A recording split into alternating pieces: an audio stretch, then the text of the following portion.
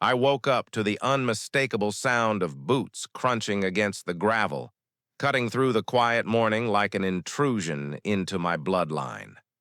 Flags had been planted where my grandfather taught me to fish, their red fabric slicing into soil that still held his footprints. Vests, cameras, and clipped tones filled the air. People acting like paperwork could make them untouchable. My fence line, once a sacred boundary, now seemed optional to them. Every word I tried to speak was interrupted, dismissed, as if my own history on this land didn't matter.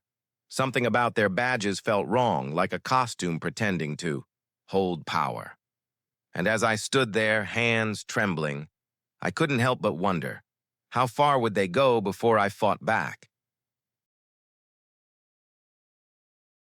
The morning sun rose slowly over the quiet cul-de-sac, brushing golden light across the neatly lined houses, each with its manicured lawns and carefully trimmed hedges.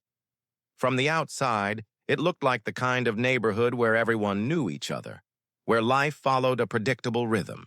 Inside one modest home at the end of the street, I went about my morning ritual, coffee in hand, toes brushing the worn wooden floorboards my grandfather had polished decades ago. Life here had always been simple but full. Weekends spent fixing fences, afternoons teaching my kids how to fish in the small pond at the back of the property, evenings listening to the cicadas hum like a gentle lullaby across the fields. Our home had been in the family for generations. Every corner told a story. Every tree and stone carried memories of birthdays, quiet victories, and lessons passed down through the years. My grandfather's garden, still wild in places, was a testament to patience and care. My neighbors often waved as they drove by, some pausing to chat briefly about community events or local happenings. It was a neighborhood that valued order, yes, but also one that respected boundaries, a delicate balance between neighborly friendliness and personal space. We had always followed the rules, or at least what the regulations asked of us. The HOA, a distant entity whose emails occasionally cluttered our inboxes, felt more like a formality than a force, until that morning. Subtle changes had begun creeping in, a letter here about fence height, a reminder there about landscaping compliance.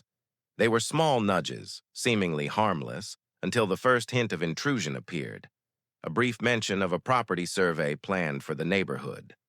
No one had asked us yet, just a vague note left for some residents, slipping under doors. Like an afterthought. At first it seemed inconsequential, just another administrative task that would pass quietly. But there was a tension underneath, like the hum of an approaching storm. Something about the way the survey had been worded made my stomach tighten. A vague sense of authority. A paper-stamped permission to enter spaces that had always been private. Even the way my neighbors whispered about it over garden fences hinted at a shift, a slow tightening of control that none of us could fully articulate. Life carried on in the everyday rhythms, but I couldn't shake the unease. Each morning when I walked past the flags planted years ago by my grandfather, memories surfaced unbidden. Him showing me the perfect spot to cast a line, the sound of water splashing as we learned patience together, the thought that anyone could intrude, legally or otherwise, on those sacred spots felt like a violation deeper than property. It felt personal, almost sacrilegious. Then came the day they arrived. Not a letter, not a notice, not a polite knock, just the distant rumble of tires and the unmistakable sound of movement across the gravel. My neighbors noticed too, eyes darting from windows and doors, whispering questions without answers. And, in that instant, the delicate peace of our community was shattered. The rules, once invisible and unobtrusive, had become a weapon in the hands of people who didn't understand the history etched into our land. Every detail of that morning, from the first glimpse of movement through the trees to the subtle glint of metal beneath the sun, screamed that things were about to change. Our sanctuary, our home, had always been our own, but the encroachment was no longer theoretical. It had materialized in the form of strangers, armed with authority and paper, stepping onto the ground my family had tended for generations. Something was coming, and I knew it would test not just our patience, but the very idea of ownership, respect, and legacy in this neighborhood. From that moment on, I could feel the slow, inevitable tension building.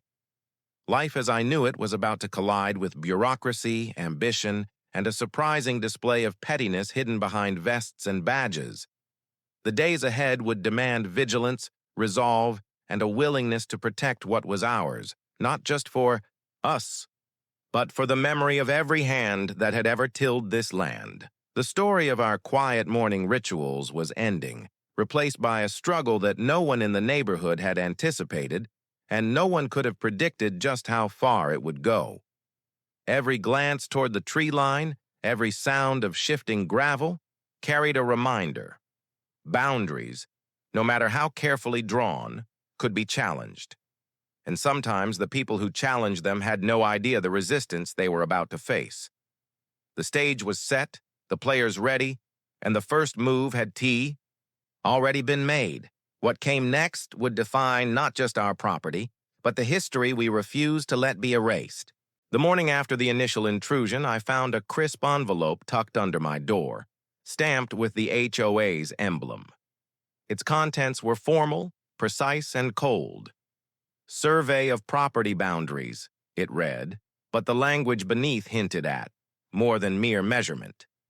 Threats, veiled and bureaucratic, suggested that non-compliance would result in fines, legal action, or both. My stomach sank. This wasn't just paperwork. It was an attempt to assert control, to make the private public, to turn every inch of land into a point of leverage. Over the next few days, the visits became routine. Each time they arrived in pairs or trios, their vehicles idling near the edge of my property like predatory birds circling a nest.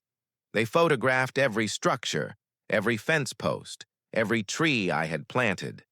There were no apologies, no explanations, only the clipped tones of people convinced that authority came from a printed page and a badge. I tried to reason, to ask questions. Still, each query was deflected, answered with a smile that didn't reach their eyes and a recitation of rules that seemed designed more to irritate than inform. The fines started arriving before I had a chance to respond to the survey itself. Small at first, almost laughable. $50 for an improperly aligned fence post, $75 for encroaching foliage, but the pattern was clear. It was harassment disguised as governance, a slow bleed designed to wear down resolve. I felt the weight of every letter, every notice, every demand. They weren't just challenging the land. They were challenging me, my family, my memories, and my right to exist on the property my ancestors had built. Neighbors began to notice whispers following me as I went about my day. Some offered sympathy, others cautious advice, warning me not to push too hard. The HOA had the power of official channels, the sort of reach that made even the strongest feel small. And yet, the more they encroached, the more a fire ignited inside me. I started keeping meticulous records, photographs, videos, timestamps, documenting every visit, every comment, every intrusion. I wasn't naive. This fight was going to be more than a simple conversation. It was a war over respect, ownership, and history. One morning, I stepped onto the porch and froze. There, at the edge of my property line, stood a small squad of HOA representatives, clipboards in hand, measuring tape unrolling like a weapon. Their presence was deliberate, almost theatrical, as if the display of authority itself was meant to intimidate. I remembered my grandfather, his quiet strength, and the stories of resilience he had passed down. I clenched my fists and refused to retreat. They began their measurements, speaking over me when I tried to ask for identification. The audacity of it fueled something primal, the instinct to defend what was mine. Days turned into weeks, and the harassment evolved. Notices of violations arrived in ever-increasing frequency. One day, I counted 7 separate letters, each detailing a different infraction, some as trivial as the angle of a gutter, others absurdly vague, like a complaint about visual disruption caused by the swing set in my yard. Each document arrived with a threat: pay the fine, correct the violation, or face legal escalation. My home, once a sanctuary, felt like a cage, the walls closing in with every envelope that slipped under my door. I tried to engage with the HOA formally, attending meetings where the air was thick with tension and forced smiles. Board members, seated in stiff chairs behind polished desks, read from prepared scripts that justified every intrusion, every penalty. They spoke of community standards and compliance obligations. Still, their words felt hollow, disconnected from the lived reality of the neighborhood. I countered with logic, evidence, and appeals to fairness, but my voice seemed to bounce harmlessly off their bureaucratic armor. Each exchange left me frustrated, simmering, and increasingly determined to protect my property and dignity. Late one evening, I noticed a figure lingering near the tree line at the far end of my yard. Their flashlight cut through the darkness, momentarily illuminating the familiar shapes of my grandfather's old fishing spots. Fear and anger surged simultaneously. This wasn't just administrative overreach anymore. It had become personal. The HOA, or whoever they employed to enforce these rules, was trespassing on the most sacred corners of my family's land. That night, sleep eluded me, and the quiet hum of the neighborhood felt like a countdown to confrontation. The pattern of intimidation intensified. Surveillance cameras appeared on poles where they had no right to stand. Anonymous complaints were filed with the city, citing fabricated violations of zoning laws. I received calls at odd hours, threatening penalties that seemed to appear out of thin air. Each escalation was calculated, deliberate, and designed to erode my resolve. And yet, I refused to let fear dictate my actions. I became hyper-vigilant, documenting every movement, noting every violation of procedure, building a digital and photographic record that could not be ignored. It was during one of these tense mornings that I noticed a new development. A small crew, ostensibly contractors, appeared to be assessing the land adjacent to mine. They spoke to the HOA representatives in hushed tones, gesturing toward my property, and I realized with sinking dread that plans were underway that could redefine the boundaries of my family's land. I confronted them, voice rising despite my attempt to remain calm, but they ignored me as if my protests were mere background noise. The sense of helplessness was overwhelming, yet it sharpened my resolve. Fights over paper trails and fines turned into more confrontations. The HOA representatives began showing up unannounced, insisting on access to inspect structures or ensure compliance. I blocked their entry, citing property rights, and recorded every encounter. They responded by escalating threats, sending letters with increasingly aggressive language. Each escalation was punctuated with bureaucratic jargon designed to intimidate, but it only strengthened my determination. This was my land, my family's legacy, and I would not surrender it. The tension reached a boiling point one afternoon when the representatives attempted to enter the backyard while I was present. Cameras were raised, clipboards held like shields, but I stood my ground. I refused to step aside, demanding explanations that went unanswered. The encounter ended with a flurry of papers, the sound of stamping, and the cold laughter of people, convinced that legality alone equated to moral authority. As I watched them leave, a plan began to form. If they were determined to test me, I would have to show that some lines were not merely suggested, but untouchable. Days later, the petty fines escalated into legal threats. The HOA sent formal notices warning of lawsuits, claiming violations of obscure clauses buried deep within the community's governing documents. Each letter was a masterclass in intimidation, legalese crafted to confuse, frustrate, and provoke compliance. I spent hours reading, rereading, and cross-referencing every passage. Still, the intent was clear. They wanted me to fold under pressure. They didn't anticipate the stubbornness that had been forged through generations on this land. The harassment began spilling over into my daily life. Contractors sent by the HOA would show up to measure, photograph, and inspect, lingering far longer than necessary. Neighbors who once nodded politely now avoided eye contact, wary of being associated with a resident at odds with the board. Calls arrived at all hours, demanding explanations for trivial infractions, questioning decisions I had made decades earlier. It felt like living under siege.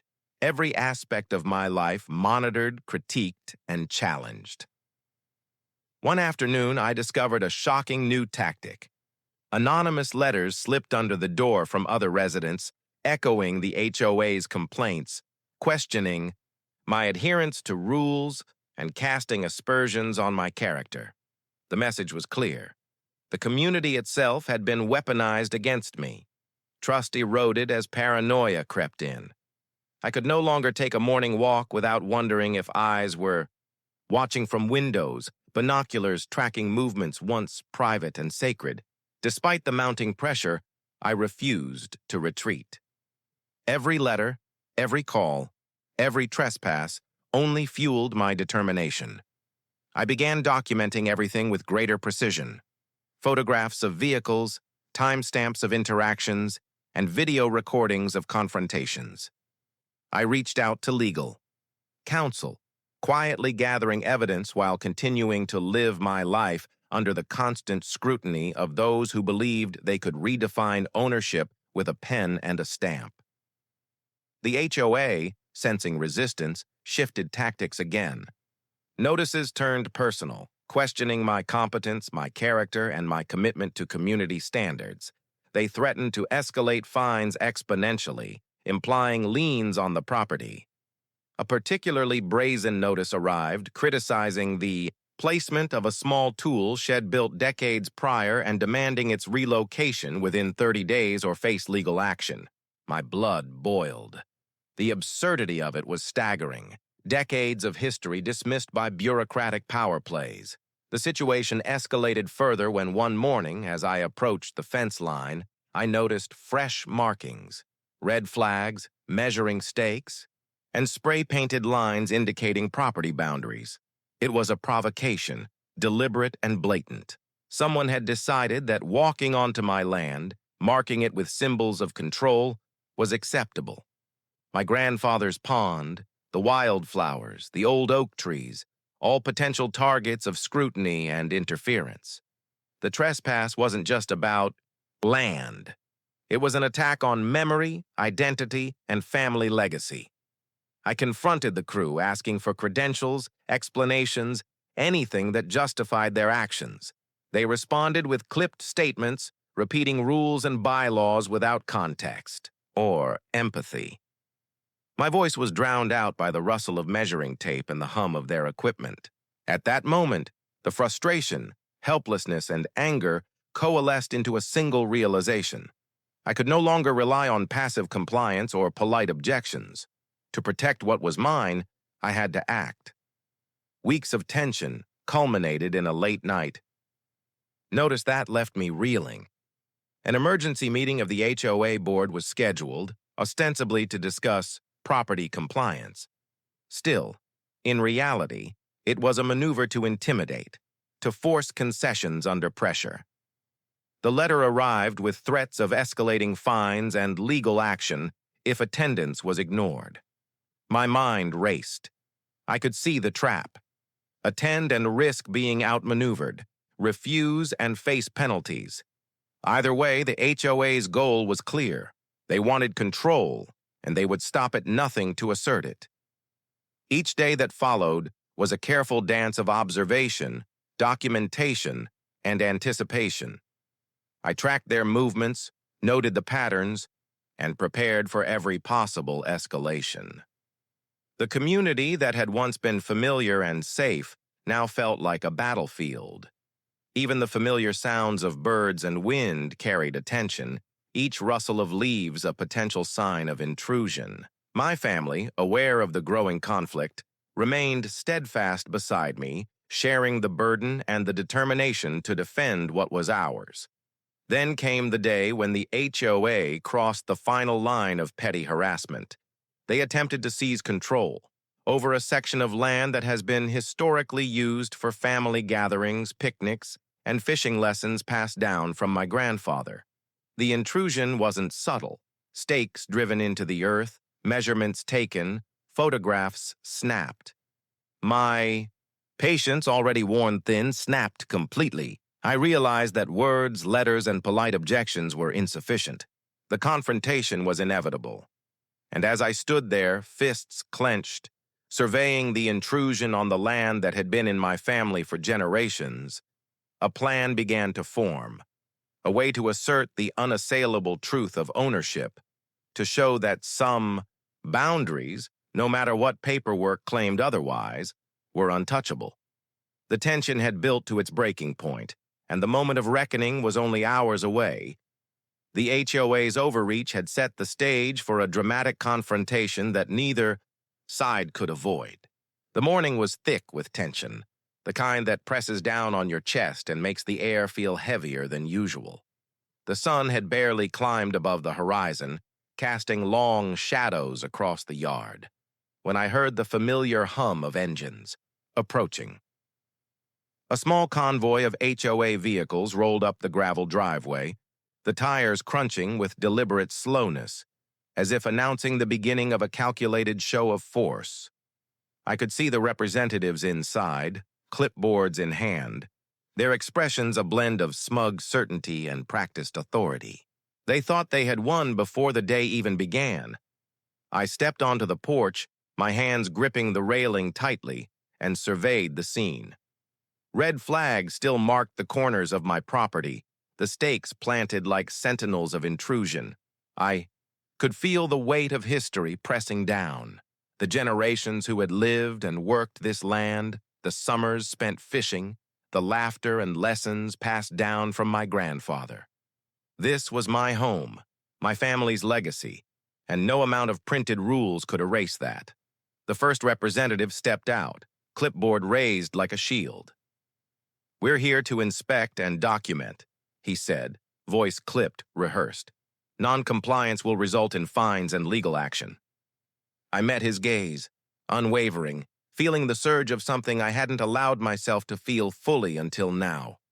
Righteous anger.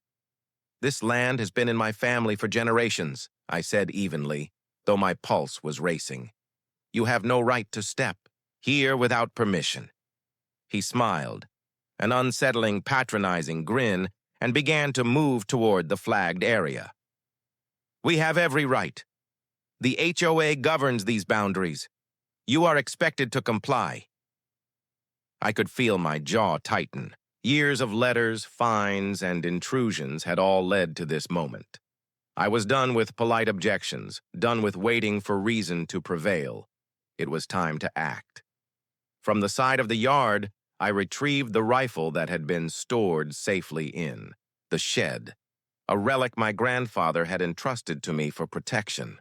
I held it firmly but without raising it, making clear I would defend the land, but not incite unnecessary violence. The representative froze, his hand hovering over his clipboard as though weighing the gravity of the situation. Around him, the others exchanged uneasy glances, their confident postures faltering for the first time. I stepped closer to the flagged line, letting my presence dominate the space. "You are on private property. No further steps will be tolerated," I said, voice unyielding. The audacity of their intrusion had awakened a force they had not accounted for. A homeowner unwilling to be bullied, to be erased, to have his history trampled by bureaucracy. I could see it in their faces, the moment they realized authority alone was not enough. One of the representatives, perhaps sensing the tension, tried to reason, mentioning bylaws, clauses, and compliance obligations. But the words felt hollow, meaningless against the tangible weight of generations of care, against the legacy of a family that had built this land with their own hands. I countered not with legal jargon, but with presence, with certainty, and with the unmistakable knowledge that some lines are inviolable. Hours seemed to stretch into eternity. They measured, photographed, and documented, but each step was met with a silent but unwavering refusal to yield. My stance, my defiance, was a barrier they could not cross. Around me, the yard held its breath, the trees swaying gently as though bearing witness to the standoff. Every foot of intrusion, every note scribbled on a clipboard, was a challenge they would soon regret. Tensions escalated when one representative attempted to move a measuring stake closer to the pond, the very spot my grandfather had once shown me how to cast a line. My hand hovered near the rifle, the unspoken warning clear. This was not negotiable. The board members and contractors froze, caught between the rules they wielded and the reality of the resistance before them. Their confidence cracked, revealing the fear beneath the polished veneers of authority. In the midst of the confrontation, I revealed the meticulous records I had kept. Photographs showing prior violations of procedure, timestamps proving they had ignored proper notice requirements, and a trail of correspondence that exposed the harassment for what it truly was. The power dynamic shifted, slowly at first, then unmistakably. Their carefully rehearsed authority faltered against evidence, against history, and against a homeowner who had finally found his voice and his courage. The representatives attempted one last move, threats of immediate fines and liens, but the weight of documentation, coupled with my steadfast presence, made it impossible for them to enforce without scrutiny. I could see the subtle panic setting in, the realization that bureaucracy alone could not rewrite reality. They had miscalculated. They had assumed compliance born of fear, not defiance. Neighbors began to emerge from their homes, drawn by the commotion. Whispers filled the air, but instead of complicity with the HOA, there was support, curiosity, and recognition. Witnesses solidified the reality of the standoff, making any attempt at coercion far more complicated for the board. The emotional energy was palpable, validation replacing fear, community awareness now a shield. Hours passed like minutes. The confrontation had transformed into a test of wills, with each side calculating every step, every glance, every word. And then, as the sun began to dip behind the trees, the representatives, finally grasping the futility of their position without legal escalation, began to retreat. Their movements were hurried, awkward, a tacit acknowledgement that the home and the history it represented could not be claimed by paperwork alone. Standing on the porch, rifle lowered but still at the ready, I watched them leave. My pulse raced, adrenaline mingling with relief, and a quiet satisfaction settled in. This was more than a victory over petty fines or bureaucratic overreach. It was a defense of legacy, of memory, of everything that had been cultivated here for generations. The intensity of the confrontation left no doubt.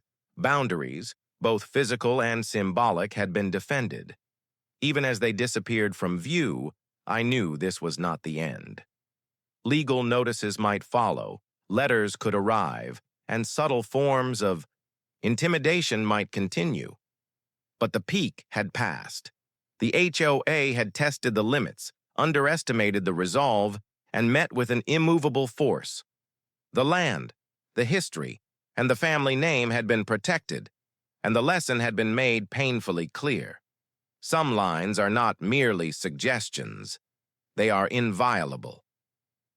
As the sun set, casting long golden shadows across the yard, I stood at the edge of the pond, remembering my grandfather's lessons, his patience, and his strength. A deep breath filled my lungs, a mixture of exhaustion and triumph, and a single thought echoed in my mind. They had learned that authority without respect is meaningless, and some battles, no matter how bureaucratic, are won with resolve, courage, and the unwavering knowledge of what is truly yours. And yet, as I turned toward the house, I could not shake the lingering question, the subtle threat still hanging in the air.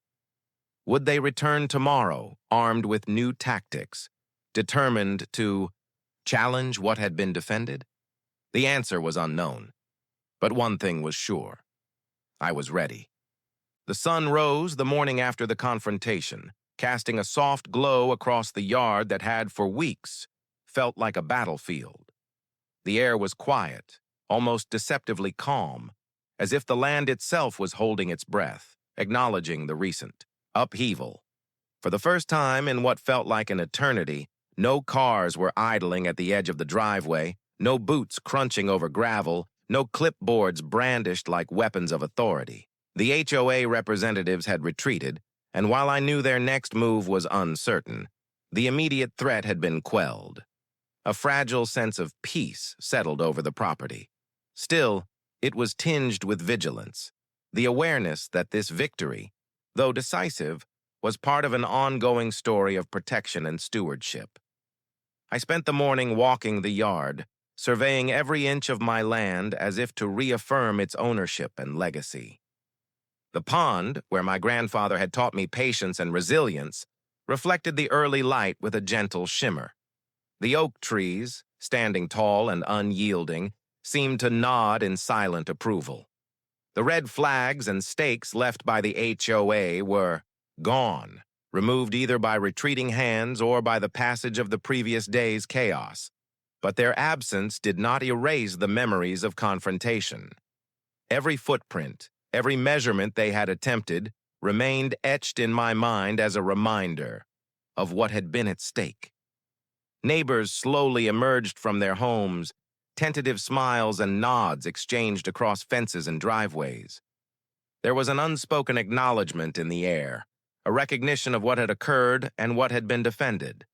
Conversations began cautiously, voices lowered as if sharing a secret, and gradually, a sense of community solidarity began to reassert itself. Some neighbors shared their own stories of minor disputes with the HOA, and others admitted relief that someone had finally stood up to the overreach they had quietly endured. The event, intense as it had been, became a catalyst for dialogue, for awareness, and for collective understanding of the subtle, often overlooked power dynamics within our neighborhood. In the days that followed, the HOA attempted to maintain its presence, sending letters and notices with the same formal tone and legal jargon as before. Yet there was a noticeable shift in their approach, a hesitancy, a careful calculation that hadn't existed before the confrontation. The documentation I had meticulously kept during the rising tension and climax had created a shield, a paper trail that could not be dismissed or ignored. Legal counsel had reviewed every letter, every notice. While the language of compliance remained, the implicit threats carried far less weight. What had once felt like a relentless wave of intimidation now seemed tentative, restrained, as if the board recognized that further aggression would be met not with fear, but with firm resistance backed by evidence and preparation. The psychological impact of the confrontation extended beyond my own household.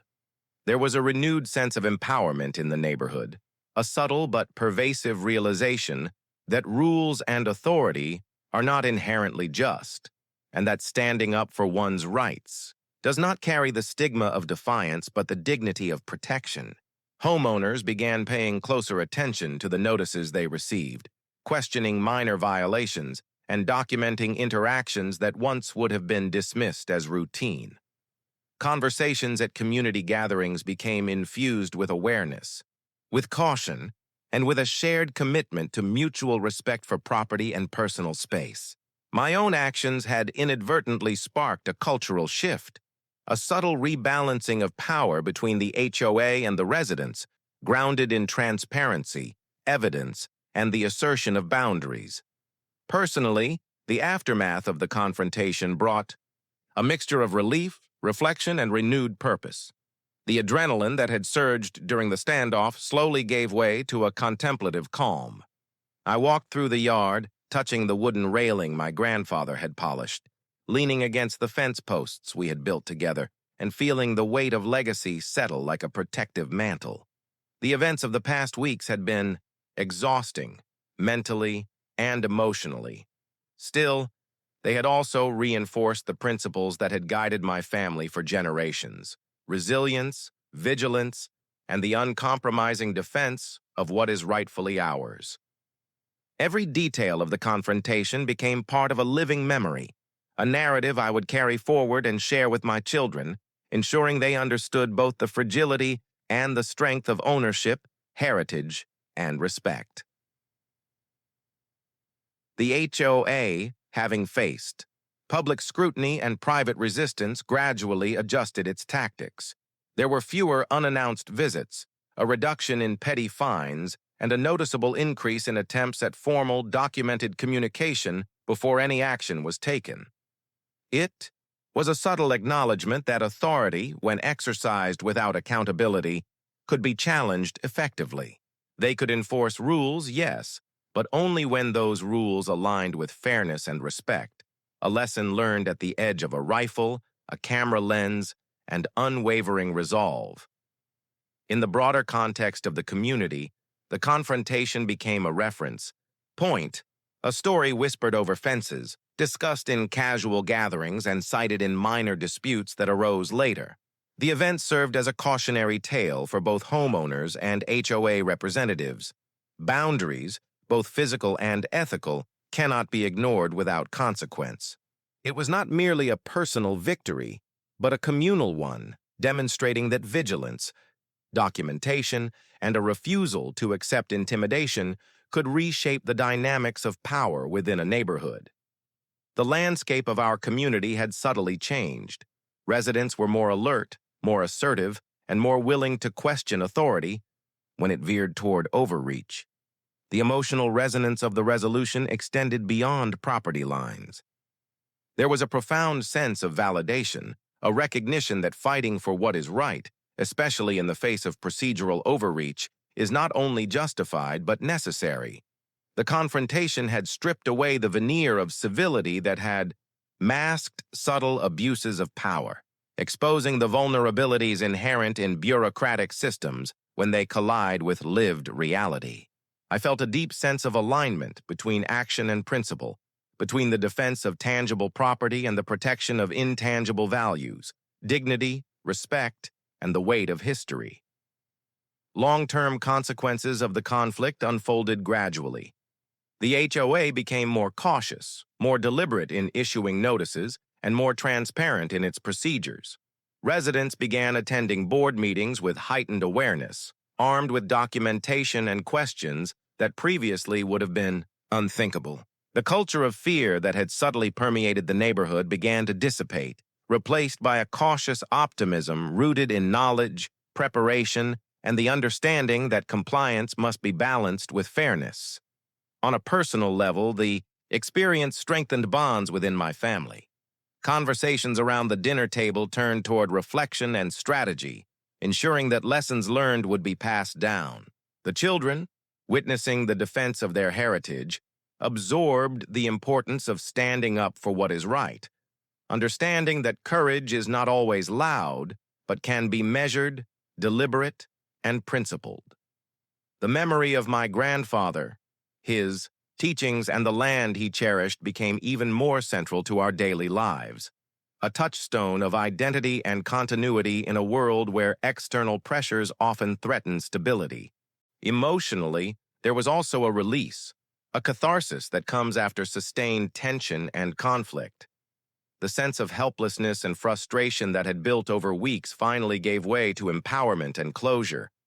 I could walk the property without the constant vigilance that had weighed heavily on me. However, awareness remained, tempered now by confidence rather than fear. Each step across familiar soil reaffirmed ownership, not just of land but of narrative, the ability to shape outcomes through courage, evidence, and unwavering commitment. The story of the HOA confrontation spread quietly but deliberately throughout the community, reaching neighbors who had been previously unaware of the full extent of the overreach. It became a benchmark for civic engagement, a demonstration that one individual, armed with knowledge, preparation, and resolve, could challenge entrenched authority and effect meaningful change. Meetings, discussions, and casual interactions all carried the undertone of this narrative, subtly reminding both residents and officials that legitimacy arises not merely from position, but from fairness, transparency, and respect for shared history. As months passed, the property returned to its normal rhythm. Mornings were once again filled with the sounds of birds, children playing, and the gentle rustle of trees. The pond reflected sunlight and sky undisturbed, while the fences and markers, once sources of conflict, now stood as symbols of boundaries that had been defended and preserved. Life resumed, but with a deeper appreciation for the fragility of peace and the importance of vigilance. The HOA continued its operations, but the tone had shifted, and the balance of power had been recalibrated, quietly but irrevocably. The confrontation left a lasting imprint on my perspective. I understood that vigilance is not just a defensive posture, but a proactive mindset, requiring foresight, documentation, and the courage to act decisively when lines are crossed. It reinforced the principle that authority is not absolute, and that those who wield it without empathy or accountability can and must be challenged. The experience deepened my connection to the land, to family, and to the broader community, highlighting the interplay between personal rights and collective responsibility. Looking back, the most profound impact was not the cessation of petty fines or the retreat of HOA representatives. It was the reaffirmation of agency, the knowledge that one can protect what is sacred, enforce boundaries with integrity, and inspire change through action, provided a sense of empowerment that extended beyond property lines. It was a reminder that even in the face of bureaucracy, intimidation, and overreach, determination and preparation can transform vulnerability into strength. The story of that tense period, the letters, the fines, the measuring stakes, and the confrontation at the pond, became a cornerstone of memory, a narrative shared in hushed tones, in laughter, and in reflection. It served as a lesson not only for me and my family, but for the neighborhood at large. Standing up for one's rights requires courage, patience, and strategy, but the results resonate far beyond the immediate conflict. Boundaries, respect, and legacy are worth defending, and the defense of them can catalyze broader awareness and lasting change. Even now, as I walk the yard, there is a heightened sense of clarity. Every corner, every tree, every patch of grass carries the imprint of both history and struggle, a reminder that vigilance preserves not just land, but dignity. The confrontation with the HOA, intense and exhausting as it was, crystallized a timeless truth. Authority untempered by fairness is fragile, and the protection of what is right requires both courage and action. The long-term impact extended into subtle but significant shifts in community dynamics. Neighbors became more engaged, questioning arbitrary rules and advocating for transparency in governance. The HOA, having faced the undeniable consequences of overreach, implemented stricter procedural requirements, improved communication, and approached enforcement with a newfound respect for property and history. The balance had shifted, and the lessons of the confrontation reverberated through every interaction, subtly reshaping the neighborhood culture. Ultimately, the resolution of this dispute reinforced the importance of standing firm in the face of intimidation, of using evidence and preparation to support one's position, and of defending legacy with unwavering resolve. The property, the family history, and the community relationships all emerged stronger, tempered by the conflict, but not diminished. The stakes had been high, the tension nearly unbearable, but the outcome affirmed a fundamental principle. Some lines are non-negotiable, and defending them can change not just the immediate situation, but the broader landscape of fairness, respect, and accountability. As I reflect on the events, a profound sense of closure settles in, though tempered by awareness. The confrontation is over, but the lessons remain, etched into the soil, into the records, into the very rhythm of daily life. Every future decision, every interaction with authority carries the imprint of what was endured and overcome. The struggle affirmed the strength of preparation, the power of presence, and the necessity of action when boundaries are challenged.